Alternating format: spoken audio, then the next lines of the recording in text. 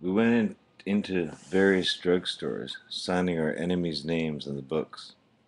Chad was very good at looking as though he was suffering from diarrhea, but whenever a pharmacist would say he was out of it, his whole facade was shattered instantly. Right, right, he would say, laughing his head off. You sure are. I told him that maybe this was not good thinking, but he said, what the hell? The guy already said we weren't getting any, and he did have a point there.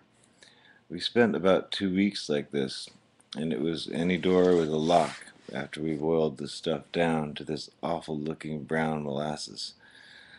We went in the bathrooms in hamburger joints. We drove out west of town to stop by cow pastures. We got off under street lamps and on side streets. When we didn't feel like hunting around for a safe place, though, we went to this girl's garage apartment in West Palm Beach. She had a record player, a big stereo, which counted for something, and she was very nice about the whole thing. It wasn't her cup of tea, she said, but she did think it was all very interesting. Then one night she had a big party with all kinds of awful high school and college kids, got drunk and impressed everybody, describing how we cooked down the paregoric.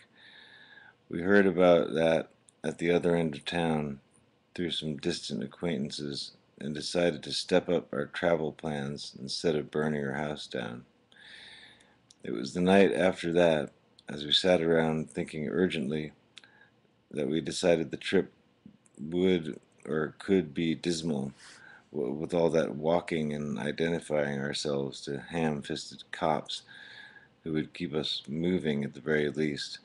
So we borrowed some money and went on down to Miami with the sincerest intention of buying up some bennies and leaving the same day in a blaze of glory.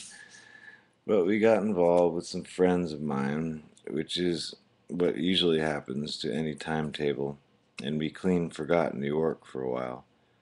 Here's what happened. It took us 4 hours to hitchhike to Miami that day, and that day was hot as hell. So we were hoping for a swell foop and no trouble, but the man with the pharmaceuticals had gone to a friend's house, and when we got over there he'd gone back, and it was just so on ad infinitum, until finally we got disgusted and dropped by a gas station where a friend of mine worked. As we came walking around the corner, there was Shell, squatting between the gas pumps and glaring at the traffic. Skinny ogre him, just dared anybody to get his gas. I hadn't seen him for a while, so we ha-ha'd and slapped each other around for a few minutes.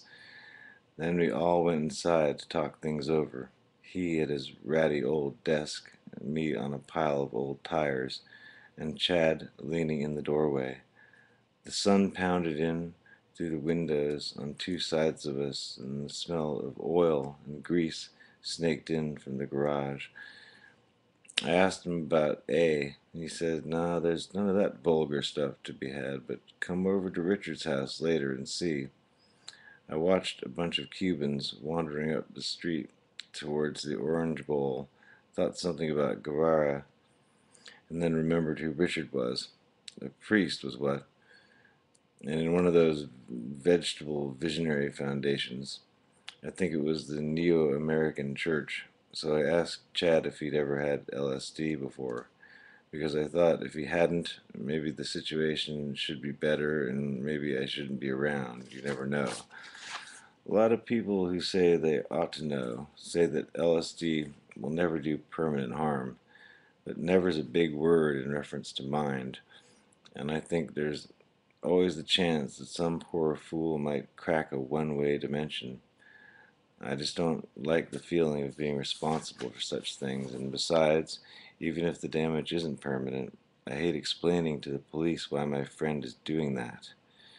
But Chad assured me that he was acquainted with the stuff, and during the 2 hours it took to get dark, we walked out of the business district and finally, after many leagues down the narrow roads, into the green residential area where Richard lived. On the way over, I got to thinking about my ape-man heritage for some unknown reason, and I felt pretty hairy by the time we arrived. Richard had a beautiful one-room place in a clearing. There were rafters in there, too.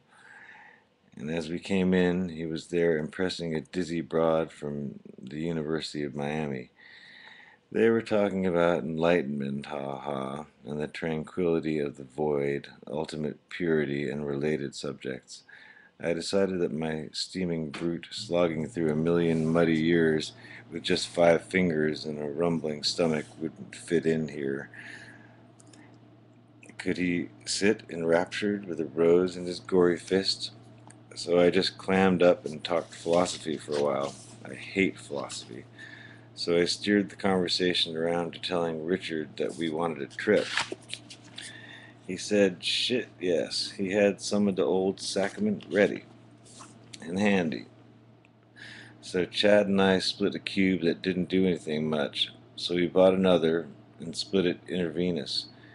Richard and his girl thought the syringe unlovely, to say the least, and made us go in the bathroom to get off religious persecution. That's what it was, but it was worth it. I sat still for a long time thinking about cathedrals, and Chad went and sat down real quiet and happy looking. As I came out of the bathroom, rolling down my sleeve, I found Richard, Shell, and the girl meditating, I think is how they would have described it. The girl was sitting in the lotus posture with her head thrown back and her tits absolutely seared the air, or so it seemed to me through my loony eyes.